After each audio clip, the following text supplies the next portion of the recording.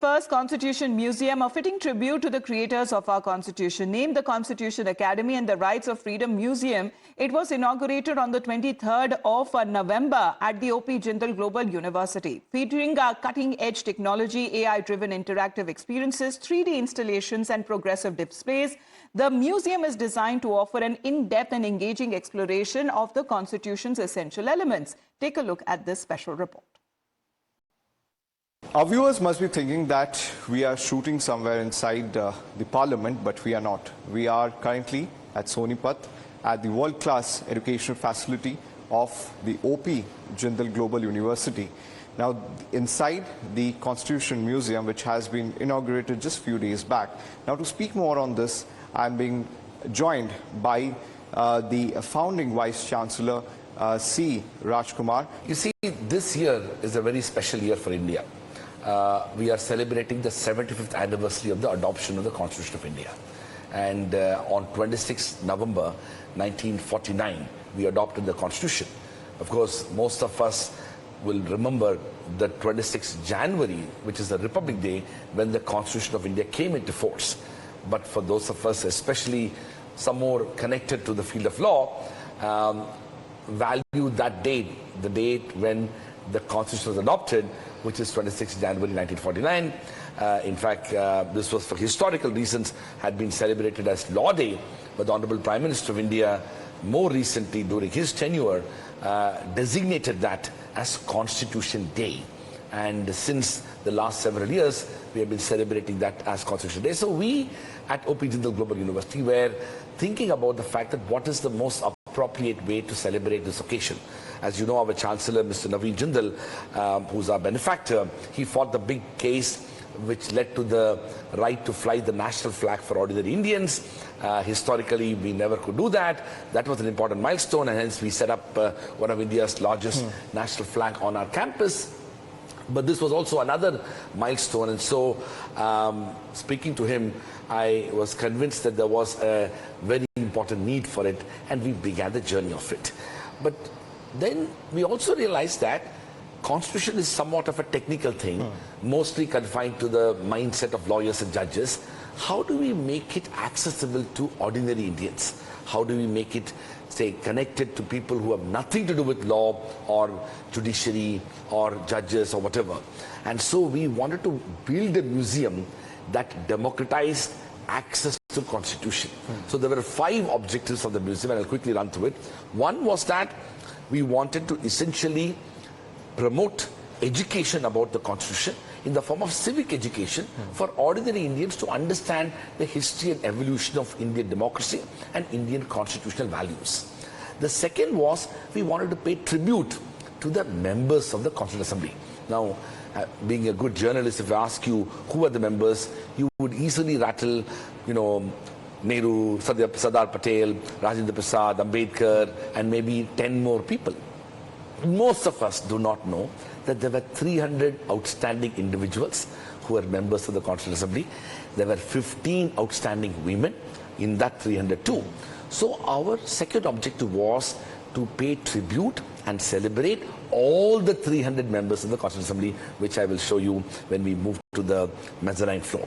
The third objective of the museum was essentially to recognize the fact that how do we democratize knowledge and understanding of the Constitution, and in many ways make it interesting and connectedness to ordinary people. And that's what the physical architecture and the design of the museum.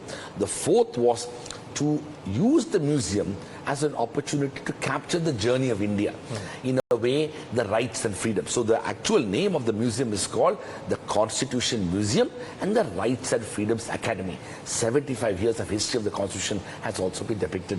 And the last objective was to use this museum and the academy to be able to build consciousness among young people. This is actually drawn out of an original picture, and this is a charcoal painted version of that original photo. You see Dr. Rajendra Prasad, who, as you are aware, was the first president of India, but even more importantly for this purpose, he was the President of the Constituent Assembly. On the left side, you see Pandit Nehru, who was the one who moved the objectives resolution of the Constitution, which became the preamble of the Constitution, later became India's first Prime Minister. And you have Dr. B.R. Ambedkar, who was chairperson of the drafting committee of the Constitution, later became India's first law minister. So this photo is a depiction of the swearing-in ceremony or taking of oath of office of the law minister.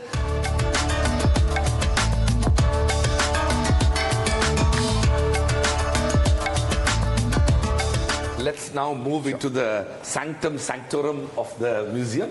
As you can see, as you enter deep inside, the first thing you see is one of the original copies of the Constitution. Okay. Now, this is quite a remarkable thing because when the Constitution was signed on 26th in November 1949, there were 1,000 photolithographic copies made, largely to be distributed to the members of the Assembly, and few more were there.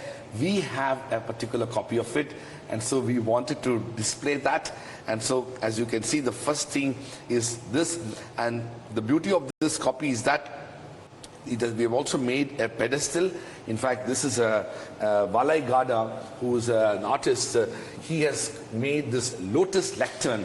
The vision of this lotus lectern is to have a pedestal appropriate for the Constitution to be placed upon. Remember, I told you about the fact that we want to make the understanding of the Constitution available for non-lawyers and others. So this is an opportunity for so many terminologies get used in the law. So for a simple person to come and learn them, you can just turn around and get the definition. Exactly. Basic understanding of India. So many a time in circles in law, they call it Constitution living document. What does that really mean? Why is it a living document? A small little thing about it. So again, democratizing the access to the Constitution.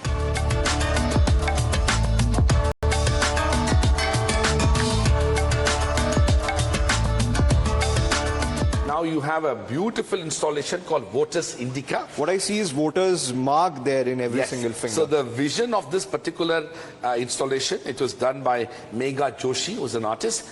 Megha Joshi's theme here was about universal adult franchise, the right to vote of everybody. If you remember, in India, the Constitutional Assembly decided to give the right to vote, and we started our democracy with that. A lot of Westerners and Western powers particularly were very skeptical of the fact that how can a young, illiterate, poor, malnourished country can begin with universal franchise. Not only we did that, we also gave right to vote for women, which did not come into many countries, including in Europe, till 1950s and 60s. So this particular installation pays tribute, and you can very closely see the ink that is used for after we vote, we put that ink. So that is reflected, and this whole thing is the form of a lotus as well. So this rightly shows that we are the largest democracy in the world. Because if you talk of currently see the neighboring states, the situation that is going on. Absolutely. All right, so here Sudipta Das has made a beautiful installation called Ascending and Descending. It is a reflection of the preamble of the Constitution. It reflects the diversity and pluralism of India. You can see India is a mosaic of different cultures, and so all people came together in the drafting of the Constitution. So this is what is called, and the struggles and the engagements that happened, all of that collectively reflected in this beautiful installation. And here you have two interesting things. One is the postal imprints, where we are paying tribute to the Constitution makers. There were stamps that were made. You see, I told you before, how do you create a Constitution museum? You can't just have provisions of constitutions put everywhere and then expect people to be interested in it. Now we are connecting it to the past, the present, the evolution. So this is about honoring the Constitution makers. So this has been connected to different So these were stamps that were made in paying tribute to the members of the Constituent Assembly. So each one of these stamps are one of the Constituent Assembly members. Similarly, first day covers. So basically after 1949, government in its wisdom quite rightly felt that several, not all of them, not they were not, all 300 were not given that kind of credit, but several of them made these stamps were made in recognition of their contributions.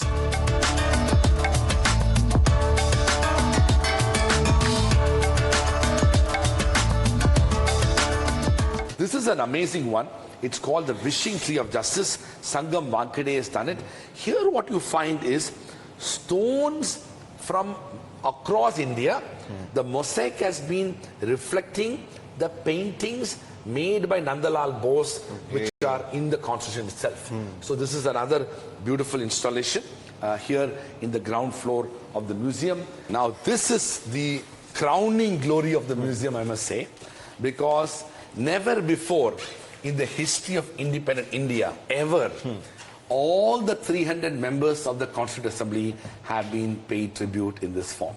Yeah. Because usually we see the portraits and the pictures. And few people, not the 300. Not the 300. So here you will find the entire 300. If you see closely, these are all specially made 3D images reflecting their actual looks. So you will find Sardar Patel here, you will find Shyama Prasad Mukherjee, you will find of course Nehru, and you will find Rajendra Prasad and everybody else, Gopal Sami, Iyengar, Amrit Kaur. So this is a very special creation because we were discussing that, you know, if you want to have a maker's gallery, we need to bring all of them together. And that's what this is. And I must tell you that when we invited the 40-odd family members where we were able to track down, not those very big people like people from the big names you know, but others whose names you may not even know. They came here during the inauguration and they stood here and were in tears. They said that nobody ever has paid tribute to their family members in the way that we did. So it was a very moving experience for us, but we feel that this is part of our living history.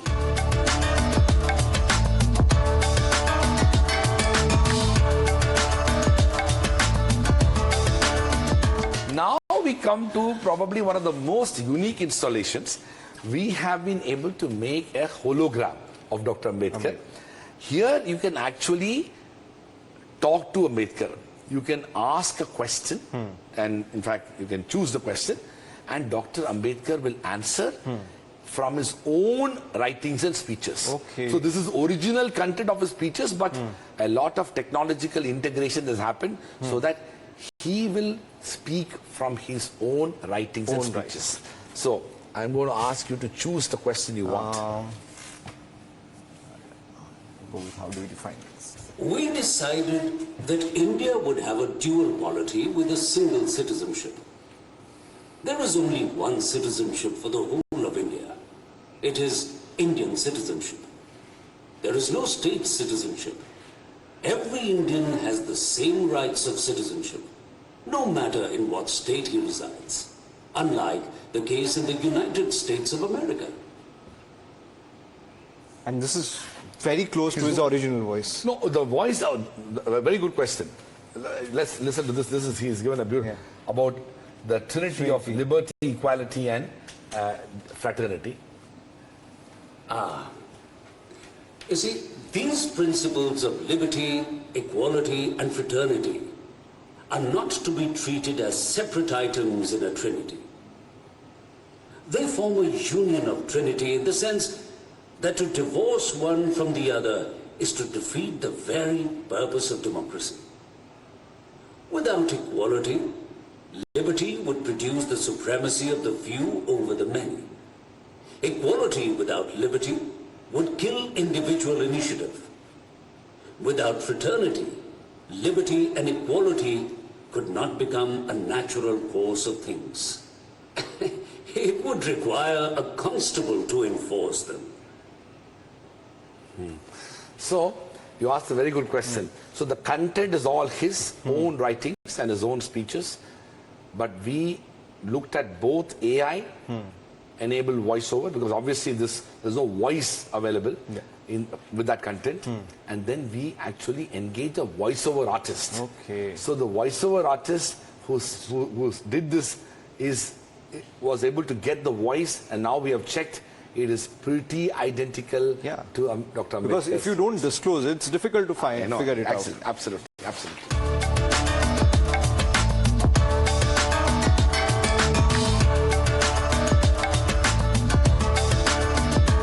So we have now come to the end of the mezzanine floor of the museum, which is called the Makers Gallery. Of course, you see this ceiling sculpture, where you also see the vision here of the artist, of the curator, was that to recognize the fact that regardless of our diversities, we are under the protective umbrella of the Constitution.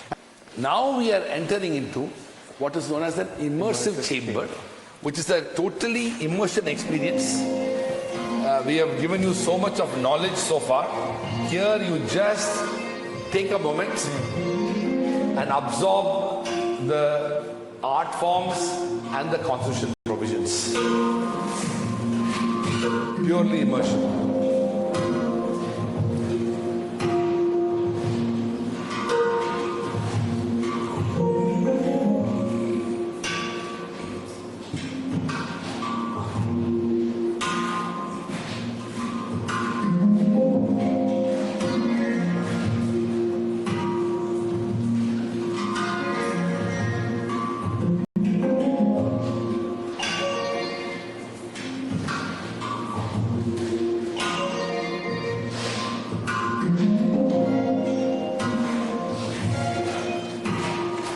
These are all the signatures. Yeah.